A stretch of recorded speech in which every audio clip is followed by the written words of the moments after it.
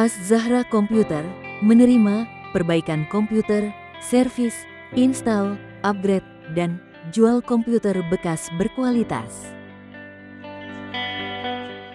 Az-Zahra Computer Channel.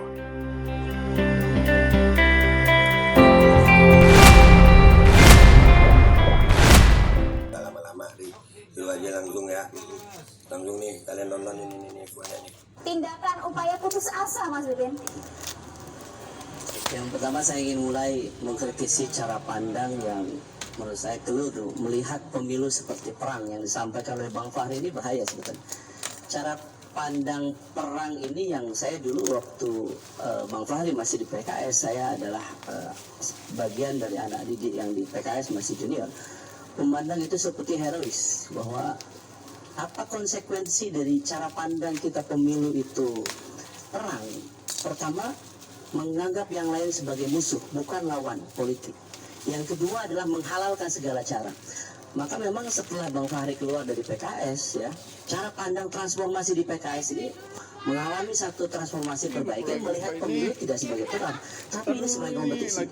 Mohon maaf, ketika Presiden PKS Pak Sohibul Iman, kemudian Pak Ahmad Syaihu gitu, saat ini, inilah menurut saya yang berbahaya. Ketika perang memang menghalalkan segala cara, maka apa yang terjadi saat ini? Saya mohon maaf, yang terjadi saat ini satu, politisasi hukum, dua, politisasi bansos, tiga, politisasi ASN. Ini yang terjadi sebetulnya. Kenapa saat ini yang terjadi? Selesaikan saya dulu. Ini bagian dari saya. Kalau saya selesai, saya tadi Bang Fahri diam, saya ngomong, saya dulu. Oke ya, saya mohon waktu nanti untuk menjawab kedua dia. Saya minta waktu untuk menjawab kedua dia ya. Saya dulu atau Bang Fahri? Silakan. Inilah saya kira pentingnya kita punya etika. Jadi ketika diskusi saja, saya kira kita harus memahami bahwa kenapa kekhawatiran kita sekarang itu, mohon maaf ya, daya kritis. Saya ini dulu juga bekerja sama dulu ketika jubirnya dengan Bang Daniel. Ketika ini sudah tepat, panas di luar pentas. Saat ini sebetulnya panas di lapangan. Saya tadi misalnya dari Purwakarta, Karawang, Bekasi ketemu dengan ribuan orang. Apa yang dikhawatirkan saat ini? Politisasi bansos. Dengan mudahnya memang tidak ada saat ini, hanya ada beberapa video di situ di stempel bansosnya pakai gambarnya salah satu calon misalnya. Tetapi saya harus katakan bahwa ada di bawah itu gerakan mengumpulkan KTP untuk mendukung salah satu calon tertentu dan kemudian didaftarkan sebagai penerima bansos. Ini kalau katakan laporkan, sudah. Saya tahu kalau 02 ngomong begini, sudah dilaporkan, sudah dilaporkan. Tinggal permasalahannya, apakah ini diproses secara hukum atau tidak?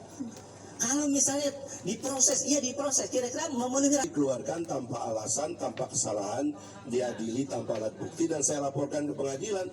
Pengadilan mengatakan Anda salah semuanya. Peradilan yang Anda buat itu melanggar HAM dan sesat.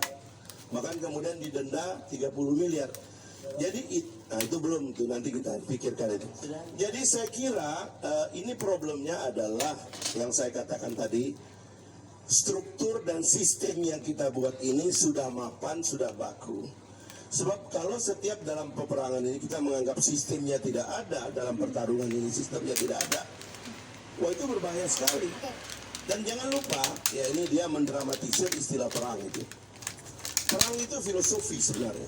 Seperti kata konflik, ya, perbedaan itu apa namanya filsafat, ya. Dalam masa ketika peradaban manusia itu belum sanggup berdialog secara baik dan alat untuk berdialog itu belum banyak, orang menyelesaikannya di medan perang dengan pedang, dengan panah, berdarah-darah gitu.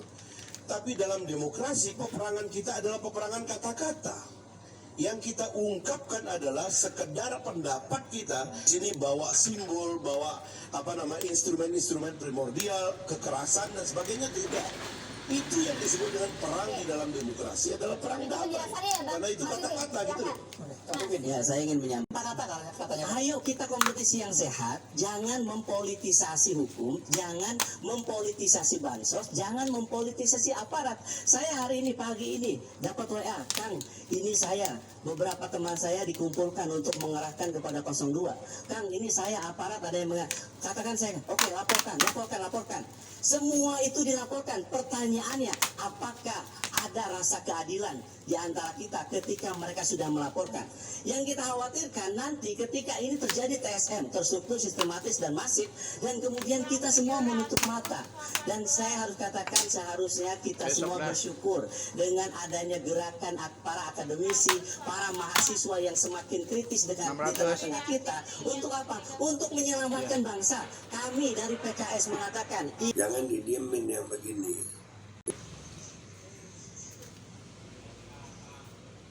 Itu ada kertas suara dicoblos. Ya itu kalau yang tadi yang pertama ini tadi kertas suara DPR ya, itu DPR ya atau DPRD itu satu apa dua nanti. Nah kan ini presiden atau Jokowi yang berkampanye. Coba saya kasih ilustrasi ya. Nah itu sering kan nggak apa-apa kampanye selama tidak menggunakan fasilitas kepresidenan. Nah itu kan sering kita agak kesulitan memang untuk membedakan dia ini lagi jadi presiden atau lagi jadi Jokowi gitu. Oke, lanjut. Satu waktu ada anak kecil, dia lewat di depan istana, dan dia lihat di pohon beringin itu ada orang dewasa kencing di pohon itu. Anak itu bilang begini, lah, kok Pak Presiden kencing di pohon? Si orang ini bilang, saya bukan presiden, karena saya di luar sidang kabinet. Lalu anak itu bilang begini, iya tapi saya lihat tiap hari Bapak ada di televisi itu, di depan pers, pasti Bapak presiden. Dia masih ngotot, dia bukan presiden. Memang betul dia bukan presiden pada saat itu tuh. Tetapi bagi si anak kecil bagaimana bedainnya tuh kan? Apalagi anak kecil itu bilang, loh kan nggak boleh kencing di pohon. Terus si orang ini bilang, mana larangannya? Larangan memang. Terima kasih udah nonton. Jangan lupa like and subscribe. Selagi subscribe gratis.